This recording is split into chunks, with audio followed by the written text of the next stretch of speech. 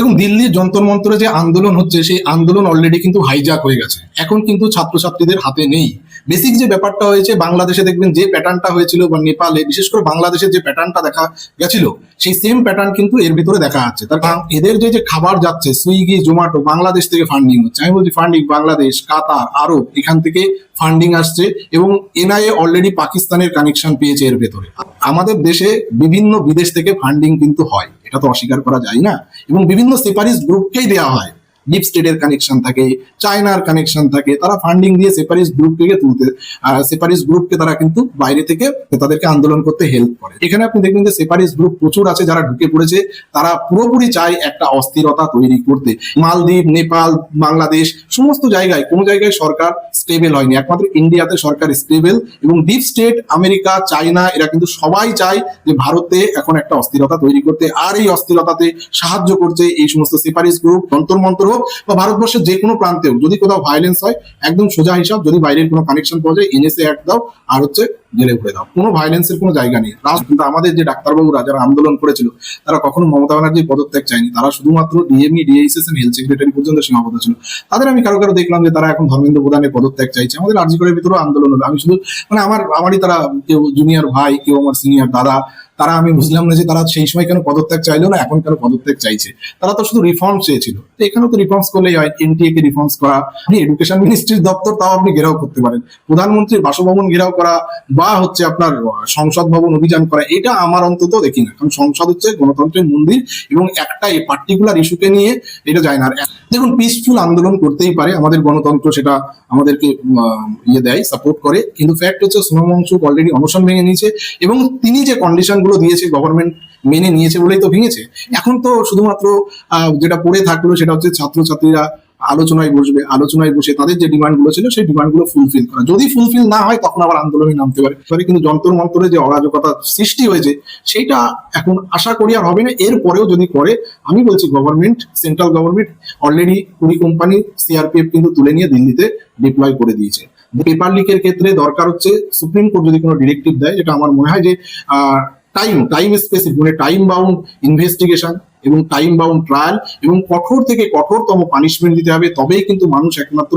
আর এই যারা master mind, এবং আরো দেখতে হবে যে এই গত 10-15 বছরে যারা হচ্ছে এই ধরনের পেপার লিক করেছে তারাই কিন্তু যুক্ত। সেটা হতে পারে বিহারের এই, যেমন আমরা বড় এক্সাম্পল জমতারা গ্যাং এর একটা সাইবার ছিল, তারপরে যে কানেকশন গুলো বেরিয়েছে, এদেরকে এলিমিনেট করতে হবে এবং প্যান ইন্ডিয়া একটা অভিযান চালাতে হবে যে এই ধরনের কাজ কারা যুক্ত, এবং তাদের প্রপার্টি দেখতে হবে, প্রপার্টিকে কনফিসকোট করতে হবে এবং এদের জেলে একবার ঢুকিয়ে দিলে এদের আর বের করা যাবে। এদের ওই এনএসএ অ্যাক্টে ঢুকাতে হবে, একদম এনএসএ অ্যাক্টে ঢুকিয়ে দিয়ে অ্যারেস্ট উইথাউট ওয়ারেন্ট, কোন রকম একদম বাইরে বেরোতে হবে। কারণ বাইরে বেরোতে দিলেই এরা আবার এই ধরনের ক্রাইম করবে এবং এই ক্রাইমটাকে কিন্তু বন্ধ করতে হবে। 26 দিনের অনশন ইতিমধ্যেই ভেঙে দিয়েছেন সোনাম ওয়াংচুক, তিনি কিনা হাঙ্গার স্ট্রাইক করেছিলেন। একেবারেই জেপি নাড্ডা তার সাথে কথা বলেছেন এবং 26টা শর্ত, যে শর্ত সাপেক্ষে তিনি যে তার ফার্স্ট ভেঙেছেন অর্থাৎ অনশন ভেঙেছেন, তারপরেও আমরা দেখতে পাচ্ছি বিভিন্ন জায়গায় কিন্তু সেই আন্দোলন, সেই বিক্ষোভের আঁচ ছড়িয়ে পড়েছে। আজকে কলকাতাতেও কিন্তু 2:30 থেকে একটা মিছিল রয়েছে। কি বলবে এর আসল উদ্দেশ্য কি, এর পিছনের অঙ্কটা কি? শুধু কি নিট পরীক্ষার যে যারা প্রশ্নপত্র ফাঁস হয়েছে, যারা সুইসাইড করেছে সেটা, নাকি এর পিছনে অন্য কোনো অঙ্ক কাজ করছে? দেখুন, দিল্লির যন্তর মন্তরে যে আন্দোলন হচ্ছে সেই আন্দোলন অলরেডি কিন্তু হাইজ্যাক হয়ে গেছে। এখন কিন্তু ছাত্রছাত্রীদের হাতে নেই। বেসিক যে ব্যাপারটা হয়েছে, বাংলাদেশে দেখবেন যে প্যাটার্নটা হয়েছিল বা নেপালে, বিশেষ করে বাংলাদেশের যে প্যাটার্নটা দেখা গেছিল সেই সেম প্যাটার্ন কিন্তু এর ভিতরে দেখা যাচ্ছে। তার কারণ হচ্ছে বাংলাদেশে যেমন ছাত্র আন্দোলন শুরু হয়েছিল, যে তাদের ওই কোটা বিরোধিতা আন্দোলন, সেই আন্দোলন কিন্তু আলটিমেটলি ওই জামাতি, বিএনপি তারা দখল করে শেখ হাসিনাকে দেশ ছাড়া করেছিল। এখানে কিন্তু দেখবেন যে নিট এক্সাম নিয়ে দেখুন পেপার লিক হয়েছে। পেপার লিক এই প্রথমবার হয়নি, এর আগেও হয়েছে এবং সেই জায়গায় থাকাকালীন সব সরকারের আমলেই হয়েছে, অস্বীকার করার কোনো জায়গা নেই। এখন আপনি যদি বলেন যে এই পেপার লিক বর্তমানে আরো 2টি রাজ্যে পেপার লিক হয়েছে, একটা কেরালাতে হয়েছে, একটা ইয়েতে হয়েছে, আর একটা রাজ্য হরিয়ানা সম্ভবত, পাঞ্জাবে পেপার লিক হয়েছে। এবার সেখানে একটা জায়গায় কংগ্রেস সরকার, একটা জায়গায় হচ্ছে আপের সরকার, তো সেই জায়গা নিয়ে কিন্তু কেউ কোনো কথা বলছে না। দিল্লিতে কথা বলছে। আবার আমাদের যেমন আন্দোলনকারী, আমাদের আরজি করের একটা ফ্র্যাকশন অফ আন্দোলনকারী, তারা যখন মমতা ব্যানার্জির কিন্তু কখনো পদত্যাগ চায়নি 2 বছর আন্দোলনে, কিন্তু তারাই দেখছি আবার ওখানে ধর্মেন্দ্র প্রধানের পদত্যাগের দাবিতে তারা আমাদের আরজি করেও কেউ কেউ আন্দোলন করেছে। এই যে একটা হিপোক্রেসি কিন্তু দেখা যাচ্ছে। আর এর উদ্দেশ্য একটাই, নিট এক্সাম যদি ওই পেপারে এক্সাম হতো, যে পেপারটা লিক হয়েছে, তাতে ছাত্রছাত্রীর যদি পরীক্ষা হতো, তাহলে কিন্তু বলা যেত যে সেই জায়গাটা অন্যায় হয়েছে। কিন্তু সেই পরীক্ষার এক্সাম বাতিল হয়ে গেছে, নতুন করে পরীক্ষার ডেট ঘোষণা হওয়ার পরে রেজাল্টও বেরিয়ে গেছে। এখন ছাত্রছাত্রীরা সবাই হচ্ছে তারা কাউন্সিলিং এর জন্য ওয়েট করছে। এখন দেখুন যে অনেক সময় হয় যে ছাত্রছাত্রীরা এই নিট এক্সামটা ক্যান্সেল হওয়ার জন্য তাদের উপর একটা মেন্টাল প্রেশার পড়ে, এবং কিছু কিছু ছাত্রছাত্রী তারা আত্মহত্যা করেছে, এবং যে কোনো আত্মহত্যায় সেটা কিন্তু গ্রহণযোগ্য নয়। তাদের প্রতি সহমর্মিতা জানিয়েই বলছি যে অনেক সময় বিভিন্ন রাজনৈতিক দল, বিভিন্ন সংগঠন তাদের কিন্তু এগুলো মিস ইউজ করে। তদন্ত করে দেখা উচিত যে সেই মৃত্যুর কারণ এই নিট কারণ কিনা। যদি হয় তাহলে গভর্নমেন্ট, যেটা গতকাল জেপি নাড্ডা মহাশয় তিনি দেখা করে বলেছেন যে তাদের অলরেডি একটা কম্পেনসেশনের করবেন। দেখুন, কোনো কম্পেনসেশন তো তাদের লাইফকে ফিরিয়ে আনবে না, কিন্তু যথাযথ তাদের ফ্যামিলি যে তারা কষ্ট করেছে একটা স্টুডেন্টকে মানে এই নিট পরীক্ষার জন্য প্রিপেয়ার করার জন্য, তো সেই জায়গা কিন্তু বিচার করে দেখা উচিত।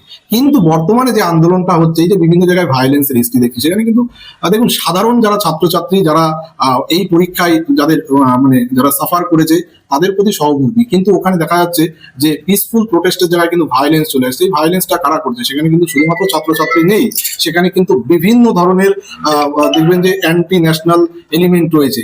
আজকে ওখানে গিয়ে আমরা দেখতে পাচ্ছি কাকে, কুণাল কামরা কি বলছেন যে সীতার বর, এই ধরনের কথাবার্তা। যে হিন্দু ধর্ম যারা রাম সীতাকে নিয়ে যাদের হচ্ছে দেবতা, যারা দিনের পর দিন যাদেরকে দেবতা হিসেবে মানে, পূজা করে, তো তাদেরকে নিয়ে এইভাবে খিল্লি করা কোনো স্টেজের উপরে দাঁড়িয়ে, এবং তার পাশে দাঁড়িয়ে আছে অভিজিৎ দীপ, এই যে সিজেপির যে প্রতিষ্ঠাতা, সে সেখানে হাততালি দিচ্ছে। এইটা অন্য কোনো ধর্মের মানুষকে নিয়ে কি কথা বলা সম্ভব? স্টেজে বললে সে এখানে টিকে থাকতে পারতো? ওখানে দেখা যাচ্ছে অরুন্ধতী রায়, যিনি কাশ্মীরকে ভারতের অংশ হিসাবেই মানে না।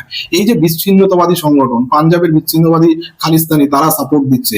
বাংলাদেশের সব থেকে যে বাংলাদেশের ক্ষতি করেছে, যে সেই আমি গতকালও দেখছিলাম যে রাতের বেলা মিড নাইটে যখন আমাদের মাননীয় প্রধানমন্ত্রী নরেন্দ্র মোদীজি একটা ভিডিও করে ছাড়লেন, এবং তিনি একথা আমাদের এনশিওর করলেন যে এই পেপার লিক নিয়ে পার্লামেন্টে আলোচনা হবে, আজকে ক্যাবিনেট মিটিং হবে, তারপরে সোমবার দিন পার্লামেন্টে এটা নিয়ে বিল আনার চেষ্টা হবে, সেই সমস্ত কথাবার্তা বলেছেন এবং অ্যাসিওর করেছেন।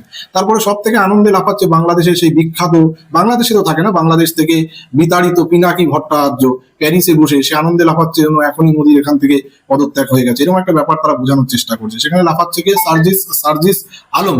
সেই সার্জিস আলমটাকে, সার্জিস আলম হচ্ছে সেই বাংলাদেশের বিখ্যাত সেই এই ছাত্র আন্দোলনের হচ্ছে সব থেকে বড় যে মাথা ছিল, সেই মাথা যারা ছাত্র আন্দোলন করেছিল তারা খুশি হচ্ছে।